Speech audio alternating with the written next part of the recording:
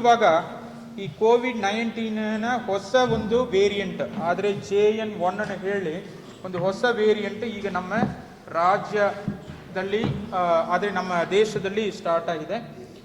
ನಮ್ಮ ರಾಜ್ಯದಲ್ಲಿ ಅಷ್ಟೊಂದು ಇದ್ರ ಬಗ್ಗೆ ಭಯಪಡುವ ಅಷ್ಟು ಒಂದು ಪರಿಸ್ಥಿತಿ ಇಲ್ಲ. ಆದರೆ ಪಕ್ಕದ ರಾಜ್ಯಗಳಾಗಿರುವ ಕೇರಳ ಮತ್ತು ಸ್ವಲ್ಪ ತಮಿಳುನಾಡಲ್ಲಿ ಈ ಒಂದು ಸಮಸ್ಯೆ ಈಗಾಗಲೇ ಕಂಡು ಬರುವುದರಿಂದ ನಮ್ಮ ರಾಜ್ಯದಲ್ಲಿ ಕೂಡ ಇದ್ರ ಬಗ್ಗೆ ಬಹಳಷ್ಟು ಮುನ್ನೆಚ್ಚರಿಕೆ ಕ್ರಮಗಳು ಕೈಗೊಳ್ಳಲಿಕ್ಕೆ ಕರ್ನಾಟಕ ಸರ್ಕಾರದ ಆರೋಗ್ಯ ಮತ್ತು ಕುಟುಂಬ ಕಲ್ಯಾಣ ಇಲಾಖೆಯಿಂದ ನಮಗೆ ಕೆಲವೊಂದು ಸುತ್ತೋಲೆಗಳು, ಕೆಲವೊಂದು ಗೈಡ್ಲೈನ್ಸ್ ಬಂದಿದೆ.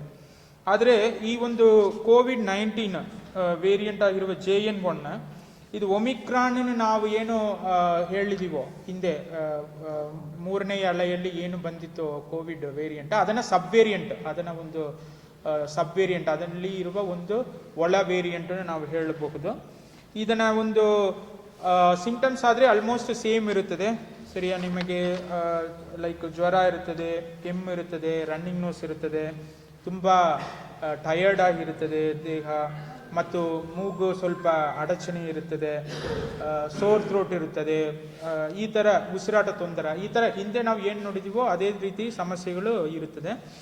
ಆದರೆ ನಮ್ಮ ಆರೋಗ್ಯ ಮತ್ತು ಕುಟುಂಬ ಕಲ್ಯಾಣ ಇಲಾಖೆಯಿಂದ ನಮಗೆ ನೀಡಿರುವ ಮಾಹಿತಿ ಪ್ರಕಾರ ಕರ್ನಾಟಕದಲ್ಲಿ ಆಕ್ಟಿವ್ ಕೇಸಸ್ ಇವತ್ತು ನೋಡಿದರೆ 70 ಇದೆ.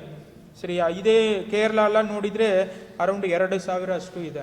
ಆದ್ದರಿಂದ ನಾವು ಜಾಸ್ತಿ ಗಾಬರಿ ಪಡುವ ಅವಶ್ಯಕತೆ ಇಲ್ಲ. ಆದರೂ ನಮಗೆ ಸರ್ಕಾರದಿಂದ ನೀಡಿರುವ ಮುನ್ನೆಚ್ಚರಿಕೆ ಕ್ರಮಗಳಲ್ಲಿ ಏನೇನು ಹೇಳ್ತಾರಾದರೆ,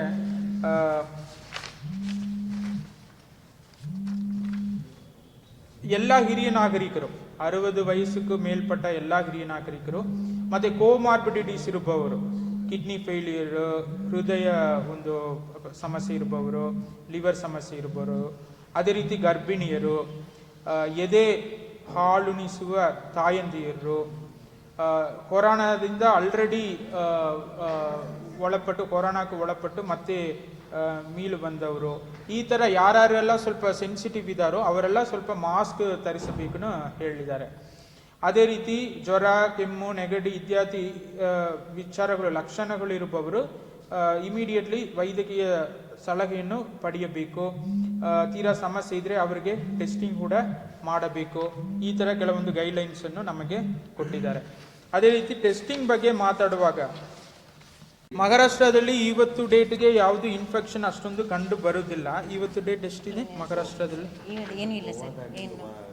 ಮಹಾರಾಷ್ಟ್ರದಲ್ಲಿ ಆಕ್ಟಿವ್ ಕೇಸಸ್ 12 ಅಷ್ಟೇ ಇತ್ತು. ಈವನ್ ನಮ್ಮ ಕರ್ನಾಟಕಕ್ಕಿಂತ ಕಡಿಮೆನೇ ಇದೆ. ಅದೇ ರೀತಿ ಗೋವಾ ರಾಜ್ಯದಲ್ಲಿ 22 ಇದೆ. ಸೊ ಒಟ್ಟಾರೆ ನೋಡಿದರೆ ತುಂಬ ಕಡಿಮೆ ಒಂದು ಇನ್ಫೆಕ್ಷನ್ ಕಂಡು ಬರುತ್ತದೆ ಉಳಿದ ರಾಜ್ಯಗಳಲ್ಲಿ ಕೂಡ.